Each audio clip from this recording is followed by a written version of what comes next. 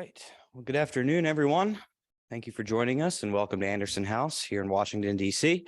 My name is Andrew Alton and I'm the Historical Programs Manager for the American Revolution Institute of the Society of the Cincinnati. The American Revolution Institute promotes knowledge and appreciation for the achievement of American independence, fulfilling the aim of the Continental Army officers who founded the Society of the Cincinnati in 1783 to perpetuate the memory of that vast event. In addition to today's lunch bite, the Institute fulfills this mission by supporting advanced study, exhibitions, and other historical programs and tours, advocating historic preservation, and providing resources to classrooms nationwide that benefit teachers, students, and scholars alike. Since 1938, the Society of the Cincinnati has done all of this work from right here at its headquarters, Anderson House, a National Historic Landmark that was completed in 1905 as the winter residence of Lars and Isabel Anderson. Today's lunch bite features Paul Newman discussing a presentation sword awarded to Commodore Joshua Barney by the city of Washington, D.C. for his service at the Battle of Bladensburg fought on August 24th, 1814 from our museum collections. This lunch bite will not only focus on the sword itself, but also the life and military career of Joshua Barney, who was also a veteran of the Revolutionary War and an original member of the Society of the Cincinnati. Paul Newman is the Museum Collections and Operations Manager for the American Revolution Institute of the Society of the Cincinnati, having joined the professional staff here at Anderson House in November of 2021. Prior to joining our staff, he was on the curatorial staff at the Regimental Museum of the Royal Scotch Dragoon Guards at Edinburgh Castle in Scotland, as well as on the interpretive staff of the United States Capitol here in Washington, D.C. Paul has a keen interest and expertise in British and American weapons, uniforms, and other military artifacts, which brought him to this lunch bite topic today. And I can't help but consider the irony of a UK native discussing a presentation sword awarded to the man who commanded the American forces opposing the British during one of the largest American defeats of the War of 1812. So I had to do that, Paul. Sorry. But before I turn things over to Paul, I would be remiss if I didn't cover a few housekeeping items for those of you attending on Zoom this afternoon. Following today's lunch bite, there will be a question and answer session. So please feel free to submit your questions for Paul using the Q&A function found at the bottom of your screen, and we will do our best to incorporate them with our live audience questions. Additionally, should you have any technical related questions or comments, please submit them using the chat function, as one of our staff members will be monitoring that and will do their best to assist you. Now, without further delay, please join me in welcoming my colleague, Paul Newman.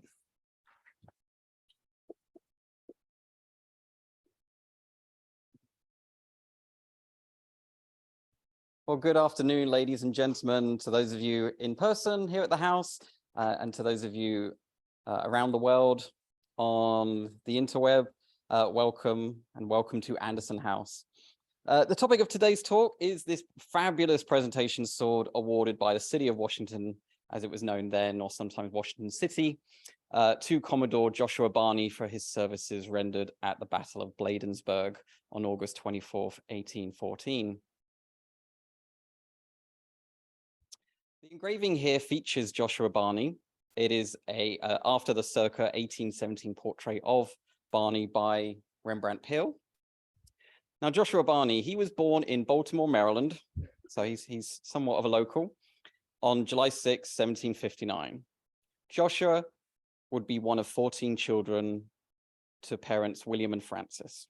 At the age of 10, after several failed attempts by the father, Wilson Barney, to encourage his son Joshua in a mercantile career, it was apparent the boy was meant for the sea.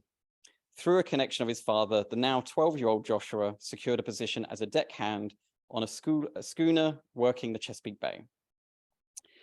In 1772, the brig Sydney, then harbored in Baltimore, was captained by one Thomas Drysdale. Drysdale, who plied the Liverpool trade routes, was husband to one of Joshua's elder sisters. Drysdale then subsequently took on Joshua as an apprentice. Over the next 3 years, Barney traveled to Europe several times and frequented ports such as Cadiz and Genoa. Over the winter of 1774-75, the Sydney left Maryland bound for the Mediterranean city of Nice. As the ship traversed the North Atlantic, Captain Drysdale succumbed to a fever.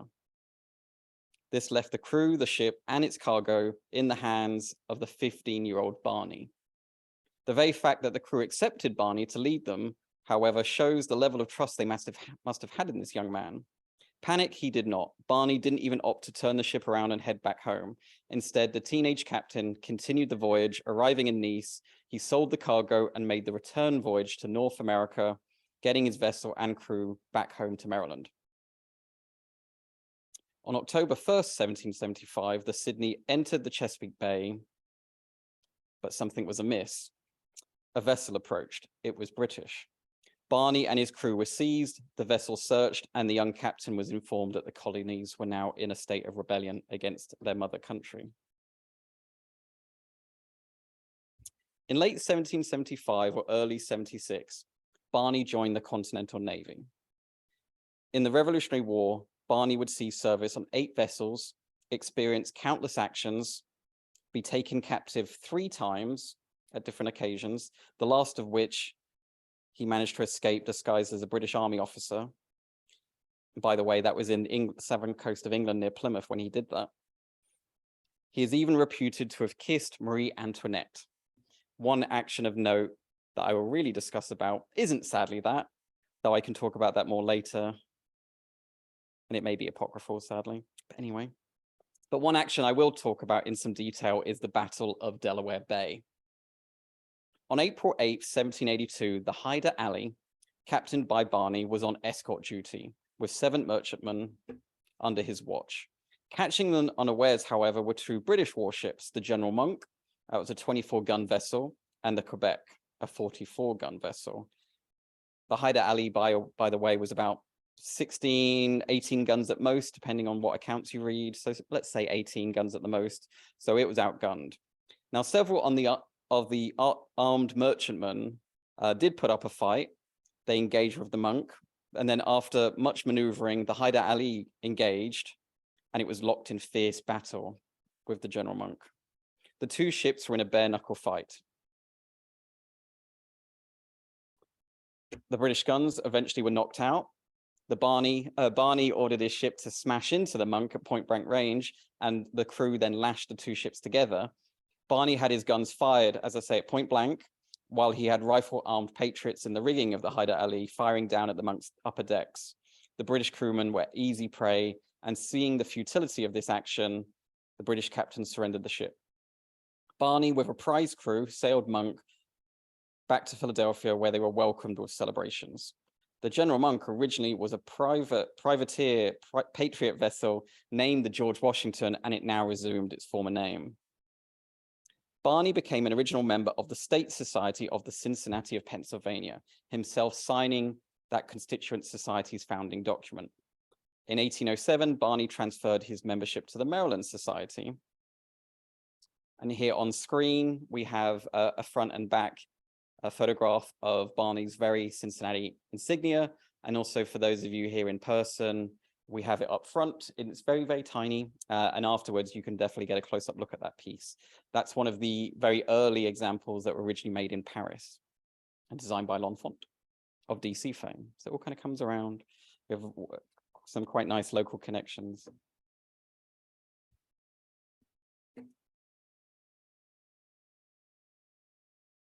After the Revolutionary War in 1794, with the opinion he was snubbed by the newly established United States Navy, Barney obtained a commission in the French Navy. He would come to hold the rank of Captain de Vaisseau de Première, the US equivalent of Commodore, and he would serve with the French for 8 years. Stemming from several contentious issues, not least amongst them the demands the British placed upon American vessels at sea, on June 28, 1812, the United States declared war against the United Kingdom. From the Canadian marshes to the Gulf Coast, the War of 1812 brought North America the return of open conflict with the British. In the summer of 1813, the US Navy Department had Barney form a fleet of small vessels known as the Flotilla to defend the Chesapeake Bay and its interconnected waterways. By April the following year, Barney had amassed 26 gunboats and other vessels, and 900 men he had under his command. Barney's flotilla, however, would prove much more of an annoyance than a real threat to the British Navy, and encounters never did prove decisive between the two forces.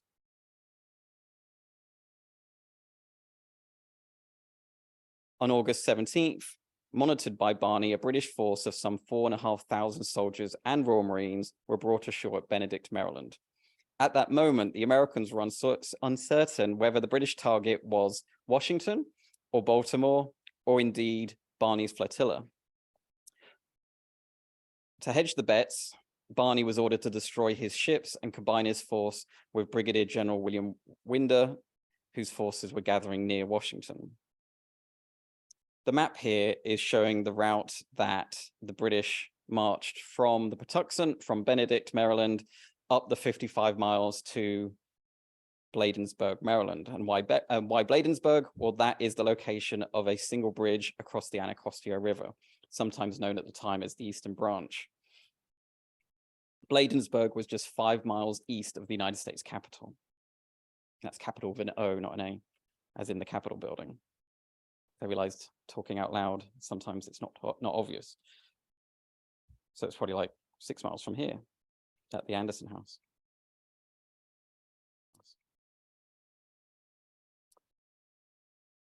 August 24th, 1814, you get Brigadier General's forces of some 6,000 men pitted against the British forces of 4,500 men.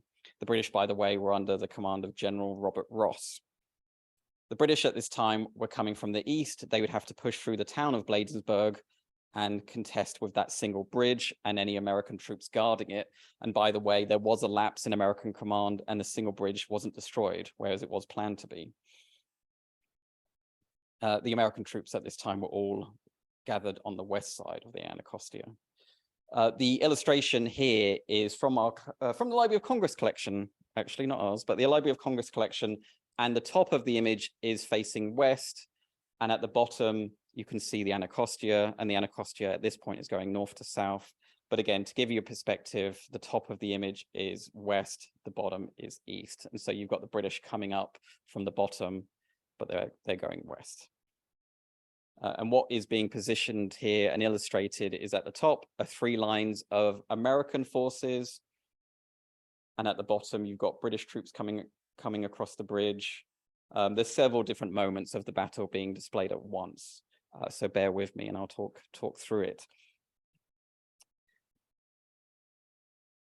After the bitter contest at the bridge, the British troops managed to amass enough of a force on the west bank to continue their action. In the face of disciplined British veterans, fresh from their recent war with France and the lack of friendly support, this first line, the bottom of the 3 blue lines, starts to give way. It is at this early stage of the battle, one of the men of the flotilla, known as flotilla men, was Charles Ball. He is recorded as saying, "The militia ran like sheep chased by dogs." Those of you that are familiar with George Washington in the Revolutionary War, you can see some of those similar thoughts of the militia coming forward, which is probably not a fair assessment on this day's action. Certainly Brigadier General Winder's plans leave a lot to be desired. Winder, however, now realizing the error of his plans, ordered some reserve infantry to come forward, but owing to the British outflanking these early forward positions of the Americans and the continued use of Congreve rockets, these being the rockets of red glare fame from the US national anthem, didn't really leave the American troops much choice, at least at the front, and they started to pull back even further.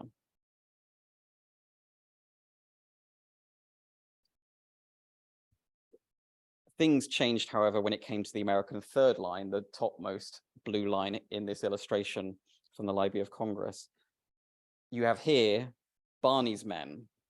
You've got about 400 flotilla men that have come from the scuttled ships just up the river, and also 100 United States Marines under the command of Joshua Barney.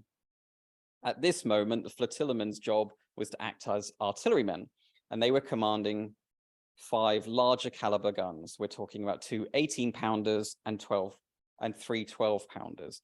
To give you some comparison, and if you haven't seen it yet, do go check out our very own 6-pounder on loan from our South Carolina Constituent Society, which is over in the Great Stair Hall, and that's a 6-pounder. And imagine that being fired at you, and then think about the fact that these guys have under their care some 12-pounders and 18-pounders firing away at the British. Barney's force was also supported on the flanks by a contingent of Washington and Maryland militia, as well as some regular troops. The fighting would get a lot bloodier before this day was done. In Barney's words, "I reserved our fire. In a few minutes, the enemy again advanced, when I ordered our 18-pounder to fire, which completely cleared the road." That's the clean way of saying that they decimated the British at close range. Colonel Thornton of the British 80-foot light infantry was mounted on his horse, as was expected of officers in the time. The horse was shot from under him. He then carried on his advance on foot, leading his men forward until a canister shot went through his jacket and left his thigh shattered. The illustration here from the United States Marine Corps art collection is a depiction of Barney's men in action that day, manning their guns.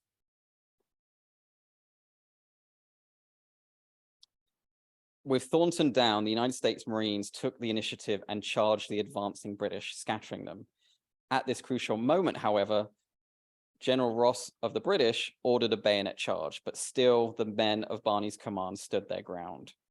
So Ross used his fresh from deployment in the Iberian Peninsula, Spain and Portugal, and used some different tactics. He maneuvered several British forces to go along the flanks of Barney's forces. On seeing this, Winder, general of the American forces, pulls these militia forces back, leaving Barney and his men completely exposed to be attacked from the British by 3 sides at once. His men were falling fast behind him, and then Barney himself was shot by a musket ball into his thigh and was down. He would have to stay where he was, but his men he ordered to retire, though many of them failed or didn't want to do so and kept firing until the last man, effectively. They were actually ordered to spike their guns, and again, they refused to do that and kept firing until the last round and the last man in some cases. Now, with Barney down and the Americans pulling back, Ross was informed that Barney was there and down, and he was joined by Admiral Sir George Cockburn, Rear Admiral of the British fleet, a man who at times during this Maryland campaign is almost a co-commander, probably much to the chagrin of Robert Ross, but that's for another day. The 2 British officers came to meet with Barney, and according to the account given in Joshua Barney's biography, written by his daughter-in-law, Mary Barney, which we have a copy of, Ross said to Barney, "I'm really very glad to see you, Commodore," to which Barney turned around and responded, "I am sorry, I cannot return the compliment, General." Ross turned around to his colleague Cockburn and said, "I told you it's the Flotillamen," which really speaks volumes as to the fact that the Flotillamen, even though I mentioned they were fairly indecisive, they had garnered such a reputation with the British and their leadership that the only people that were putting up such a brave defense that day, it was figured they must be the men of the flotilla. And again, a flotilla is a nice fancy word for a fleet of small vessels. Oh, and then to this, Cockburn turned around and said, "These are the men that are the only ones that gave us any good fighting this day." Soon after the battle, Barney and his men's stalwart defense against the massed British ranks became celebrated throughout the United States and became known as an American resistance in the face of great adversity. And the legacy continues right up to the present.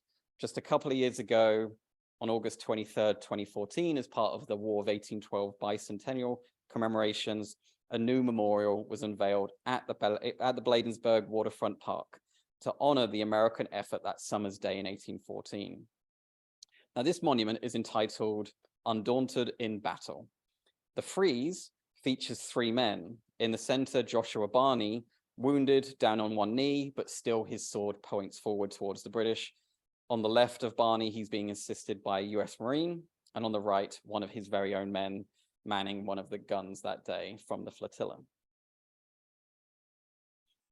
Now the sword, the good bit, arguably, because I'm a sword guy, so I would say that. But the sword, so the gift of this sword, what's this all about, and who gave it and why? On September 28th in 1814, so just 1 month after the Battle of Bladensburg, the Board of Aldermen and the Board of Common Council of the City of Washington approved a resolution for the city mayor, one James Blake, to present a sword to Barney. And this was, as was written in the books and the archives of the corporation that day, was as a testimonial to the high sense which the corporation entertains of his distinguished gallantry and good conduct at the Battle of Bladensburg. In later documentation from the City of Washington Council, it was recorded that to pay for the sword, these bodies of Washington appropriated a sum not exceeding $300. Now, from my current research, I have yet to be able to discern who exactly the maker was. We believe it to have been an American maker, but sadly there is no recorded marks on this piece, which is rather unusual, and especially unusual for a piece of such high quality craftsmanship.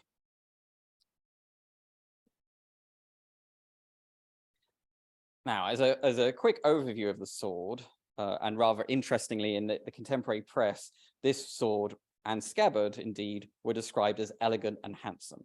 For those of you in person, you can make your own mind up at the end of this talk when you can see the piece in person. But then for those of you away from here, we've got some nice pictures of it online. The sword is a stirrup hilted sword. It has an eagle pommel. It has a very lovely curved blade that terminates in a clipped point. The total length of this sword is 39.5 inches. The blade has a length of 32 inches. And at the ricasso, it has a width of 1 2/8 of an inch, which really doesn't change down the length of the blade. It has a false edge, meaning a cutting edge on the back of 10.5 inches of length from the point. It has a single fuller that is present for about 3/4 of the length of the blade. Looking at the hilt, which is really quite striking. The hilt is made of a mixture of gilt brass and some possible silver elements.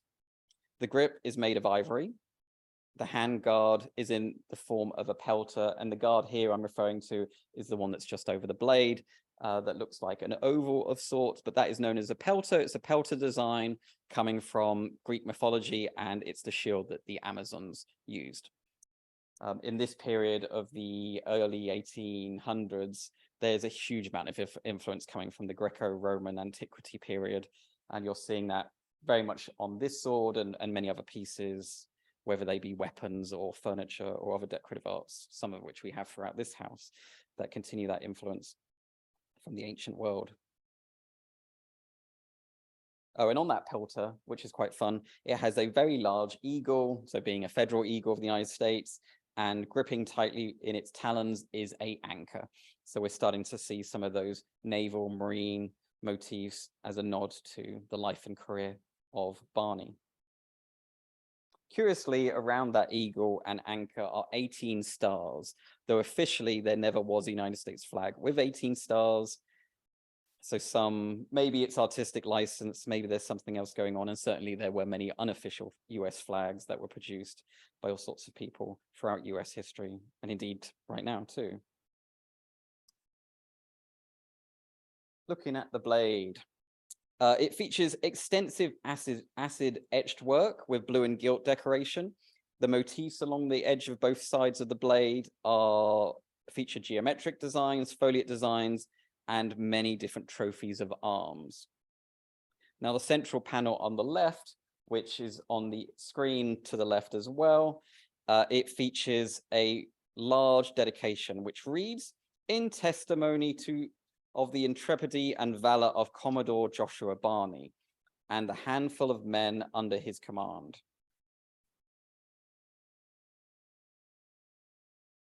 At the defense of the city of Washington on the 24th day of August, 1814, the corporation of the city have bestowed on him this sword.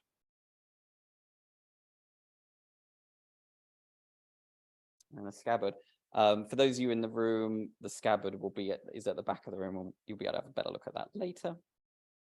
But looking at the scabbard in detail, we think it is silver on bronze. The gold color that's present seems to be the result of some sort of shellac, we believe. The decorative designs consist, and especially on the screen right now, to the left, you've got a very prominent figure of Neptune or Poseidon. With it in his left hand, he's holding upright his trident. On the right of the screen, it looks to be a forlorn, almost a widow figure leaning upon a upright anchor. On both sides of the scabbard, we have many different foliate designs. We have oak leaves, we have acorns, we have a crossed set of anchors as well as a single anchor. And on one element, we have some lovely shell designs as well. So it's this mixture of the natural world, the man-made world, antiquity, as all different nods to the life of Joshua Barney and indeed what was in vogue at the time of the early 1800s. In 1990, Joshua Barney's presentation sword and indeed his eagle, his insignia from the Society of the Cincinnati, were donated by a member of the Society of the Cincinnati from Maryland and descendant of Joshua Barney, one William Joshua Barney. In the wake of the War of 1812, Barney moved he and his family to his land holdings in Kentucky. On the way, he took ill and passed away in the city of Pittsburgh. It is believed that his death was from lead poisoning, the result of an unextracted musket ball Barney received at the Battle of Bladensburg 4 years earlier.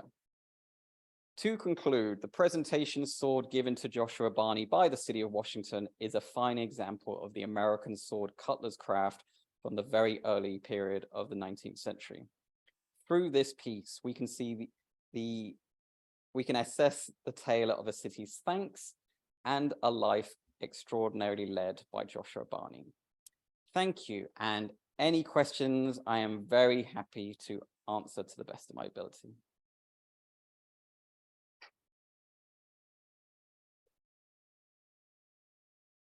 Thank you. So any questions here in person? Yes, they're right there. And what were the symptoms before?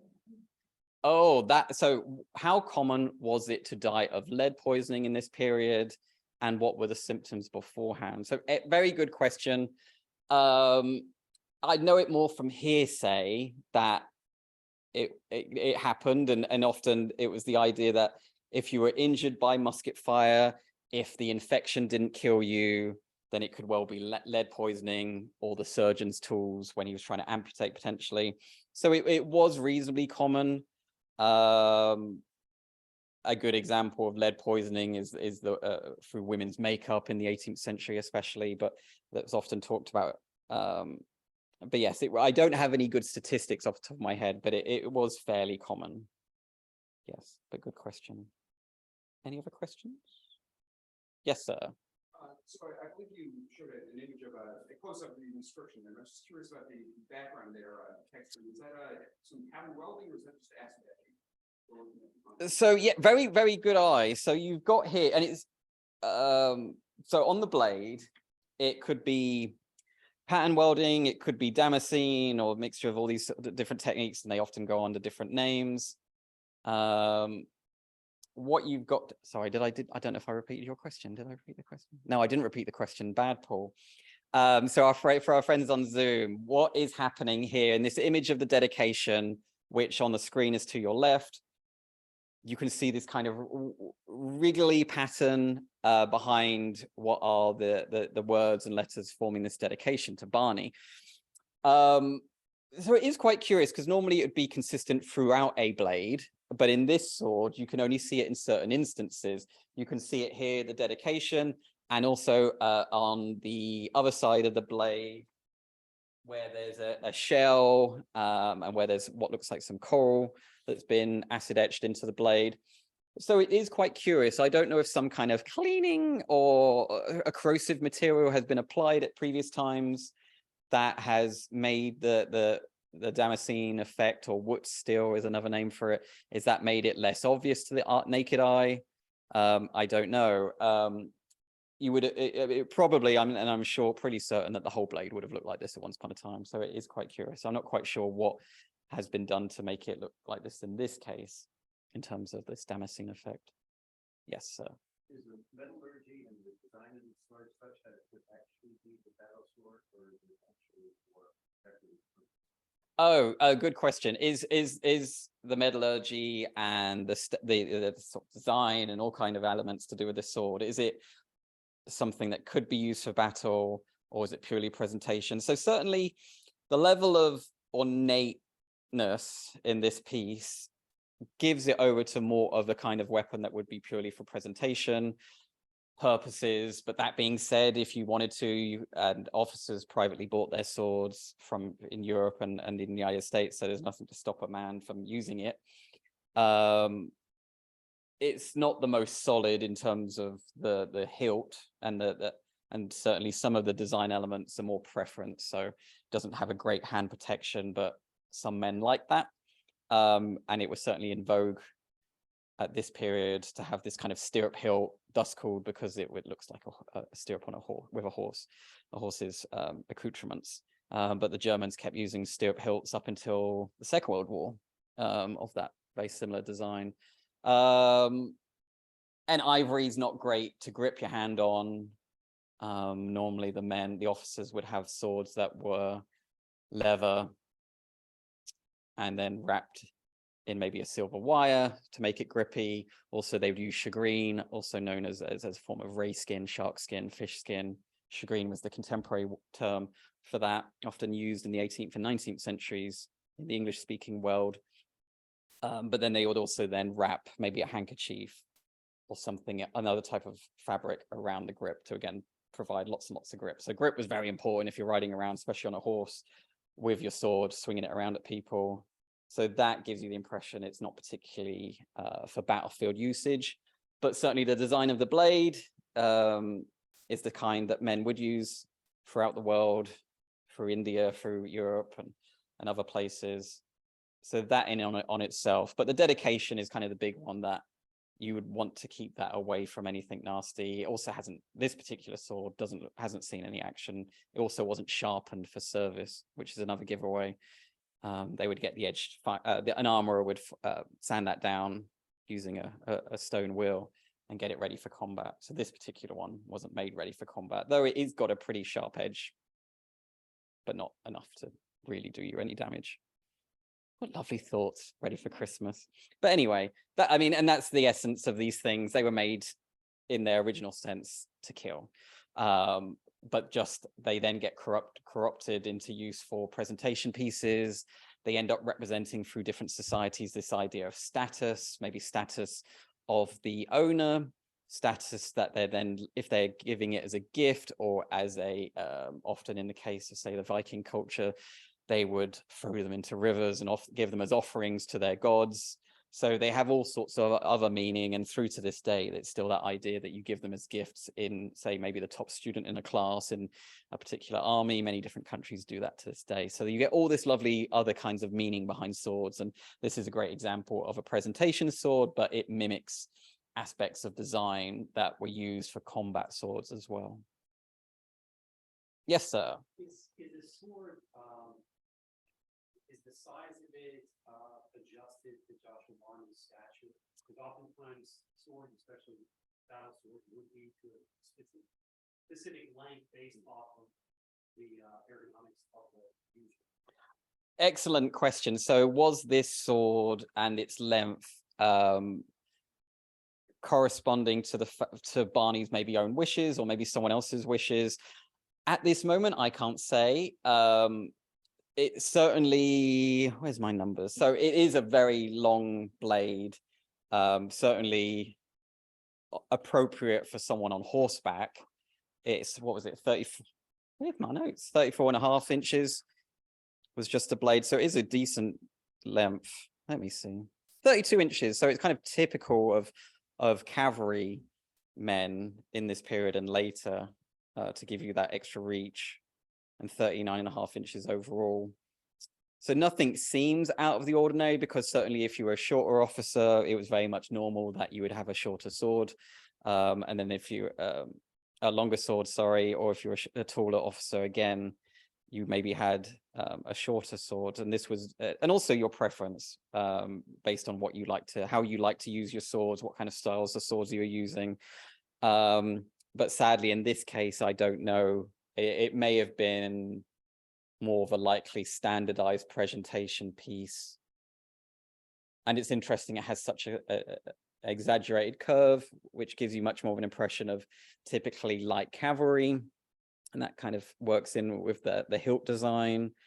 But certainly naval officers and infantry officers, if it was their preference, like to have very curved, exaggerated swords as well. Again, especially if they were on horseback, it might be useful, or it was maybe a particular fighting style that they liked, or just stylistically they liked it, because they often go along much more with a kind of swashbuckling romance rather than a very long, heavy sword. So there's a lot of different elements there that can go into the design. Anything else? Yes, ma'am.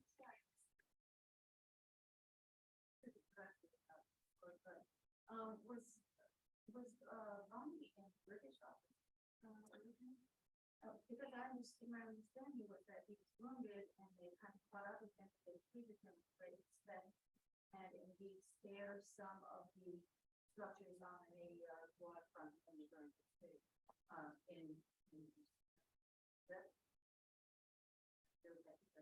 Yeah, so was Barney British? And through various accounts, we know he was treated very well after his capture. And is there any kind of connection with how the British spared some of the naval infrastructure at the Navy Yard here in DC?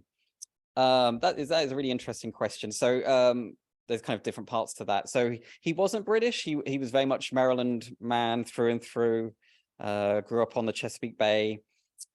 But why did he get such good treatment? Certainly, this is the age of gentlemen in the European and American sense, that there were certain codes of conduct that you lived by and fought by. Doesn't mean it was always done, and certainly there's some cases where it wasn't the done thing in combat, whether it's in North America or in India or what have you. Also, you've got the element that Barney has garnered such a reputation, not just amongst his own men, but also amongst the British, for his actions with the flotilla in the Chesapeake Bay and the Patuxent River, especially, where the British are just impressed by him, especially Coburn, who's in charge of a lot of the naval assets there, though he's under, what is his name? Oh no, Ross says he has a very similar name to Coburn, but it's not Coburn. And he's out. He doesn't come ashore. He's out on his lovely flagship, which I won't talk about. It's really nice. Anyway, there's lots of accounts about this glorious flagship, which at Trafalgar, where we anyway. I won't get onto Trafalgar. But Coburn kind of does what he wants as well. He's quite a dashing and in America very much made to be a dastardly individual. He's the one that gave the order to burn down the Capitol. Sorry about that. Anyway, and Andrew at the beginning, I won't go off too much, but Andrew mentioned my irony, being British, talking about this. But all of this is wonderfully ironic, because the Capitol was designed by an Englishman, burnt down by another Englishman, and then rebuilt by an Englishman. So it's all very weird. And it's a Greco-Roman temple in the middle of a country that never saw any Romans, as far as we know at this point. As far as we know, Vikings, yes, but no Romans. But anyway, yeah. So he just garners such respect amongst his adversaries that when they get hold of him, they actually quickly parole him, and they say, "Where do you want to go?" And he says, "The tavern in Bladensburg." I don't know quite why. You can have your own imagination as to why he wanted to go to a tavern after being severely wounded. But certainly taverns were used for all sorts of meetings and things like that.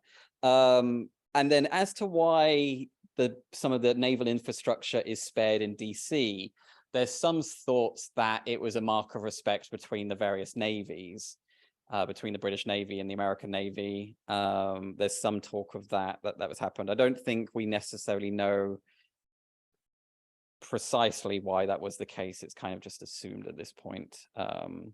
But then certainly Coburn spares all the public buildings in DC and anything that's all the private buildings in DC except for when he's shot at, or his men are shot at, or Ross is shot at, which happens right by the Capitol, where there's some men that shoot out of a window at Ross when he's marching along, and his horse is killed and apparently still under the ground there at the intersection. And maybe you never knew that. Is there a horse under there at the intersection? Anyway, and so the British do what they do and burn the building down. Anyway, so there's lots of interesting things, this code of conduct aspect of British and American officers, because they're all meant to be gentlemen. Anyway, anything else? And anything? Oh, yes, sir. So this is the original. Yes.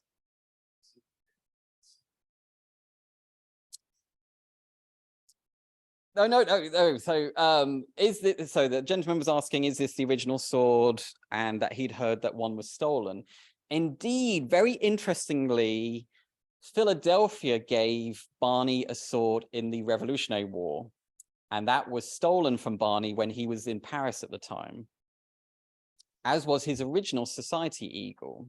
So I don't know, sometimes members have bought multiple eagles. They might buy a larger one and a smaller one, and indeed this is a very tiny one. So, but it's one of these very, very early examples. But another example that Barney owned was stolen at the same time as that Philadelphia presentation sword. And that's in the 1790s or very, very early 1800s. I can't remember the exact date off the top of my head, but yeah. On the other sword, is there any record of what that other sword was? Yeah, is there a record of what the Philadelphia sword looked like? Yes, there is a description. My quick study of it seemed it was much more of that earlier style, much more simplistic, not in a, I don't mean that in any kind of pompous way, but this is very opulent, opulently decorated, very much more that later style.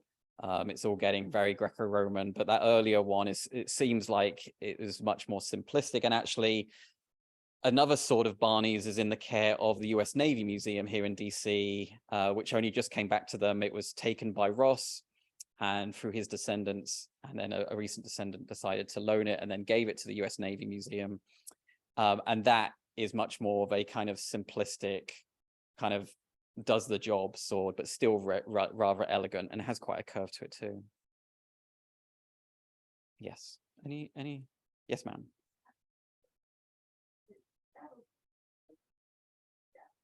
They call it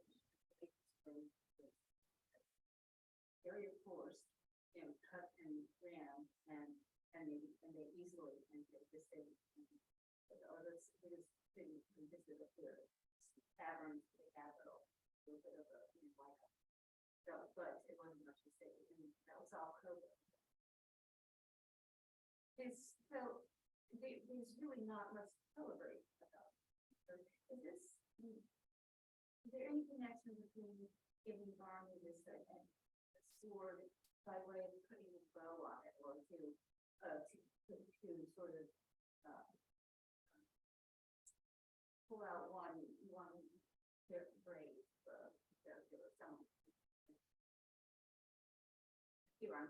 Yes, no, it's an excellent kind of a way to start thinking about these pieces. So the question was, Bladensburg was a disaster for the American cause, and there wasn't much potentially to celebrate, and was the case of giving Barney this sword and kind of the celebratory nature of what was going on with Barney and his men. That was the laurels of not really victory, but of this kind of stalwart defense. Was this the idea of putting a bow on a very dismal period in American military history? I can't say for sure. I mean, you can certainly, it's easy to, I feel like, to think that. I really can't answer what they were quite thinking. My thought is maybe it's a mixture of, because Barney at this point had been in and around the United States Navy and also as a privateer for decades. He'd garnered a huge amount of respect in the US, especially from his work in the Revolution and with the French Navy and in the War of 1812. So certainly he and his men impressed people. So there is part of that. But then is it this idea of putting a bow? I really can't say. Certainly it could be a way as well as saying, look, what happened. Winder kind of gets pushed off to one side after this battle. There's huge uproar about what happened, and then Madison's behavior and other men's behavior. So maybe it's the idea of saying we'll reward these guys because they did what we wanted, or did maybe beyond what we would have expected, and say kind of to larger society and to future recruits, don't do what these men did because they'll be held in disgrace, whereas Barney is the saving grace. So I don't know. I know it doesn't really answer, but there's maybe a mixture of these things happening. Mm-hmm.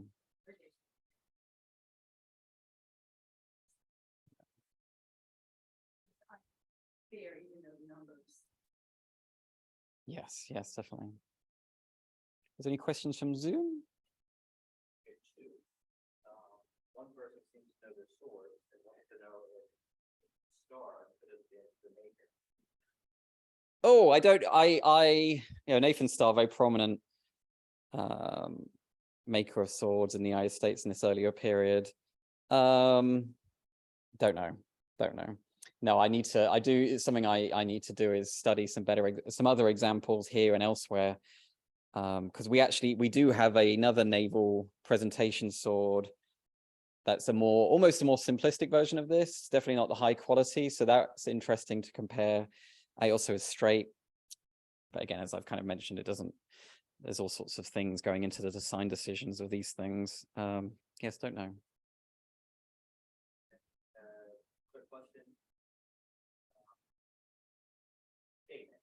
I wonder if you know, or if Barney may have worn this ceremonial. So did Barney ever wear this ceremonial? Not that so good question. Did Barney ever wear this sword ceremonially? Don't know. Interestingly, there are some I shouldn't say nice, but there are some elements of damage on the scabbard which give itself over, and it could have been someone 100 years ago dropped it. So it's hard to, but then the scabbard we'll be able to see later for those of us in person. There's a nice dent in it where it's typical that someone's spurs maybe knocked against it, that you see on many, many different swords. So maybe it was knocked when Barney, or maybe one of his sons or someone else wore it at a later date, which could easily have happened. Something I haven't done yet, and I'm really wanting to do, is get into some of the archives that hold Barney and his descendants' papers. The Maryland Center for History and Culture have some of those archives, as does another place that I forget off the top of my head. So it's something I want to do, is to look at more of that. There is a letter that I've accessed where Barney mentions receiving this sword, or at least knowing he's going to receive this sword and not actually physically receiving it yet, but mentions his thanks to the mayor at the time of DC, Blake.